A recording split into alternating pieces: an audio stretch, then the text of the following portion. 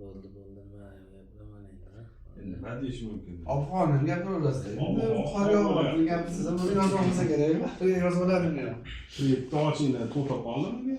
Nima kreditlar bo'lyapti? Chiqaryapsizlarmi? Bo'ldi shuni. Faqat chorva yo'q. Ishlab chiqarish, xizmat ko'rsatish kerak. Chorva.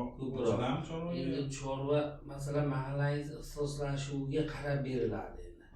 Sizlar dehqonchilikni bergansizlar, sabzavotchilik, issiqxona sizlarga.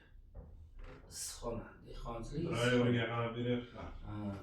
Shu ixtisoslashuv qanaqa bo'lsa, ko'proq shunaqa. Keyin o'tgan yili 50 milliondan olib mikrolavha qilgansiz-ku, shularni har bitta mahalladan 3 ta danani yaxshi ishlaydiganini rivojlantirishimiz kerak, yatata oshtirish kerak.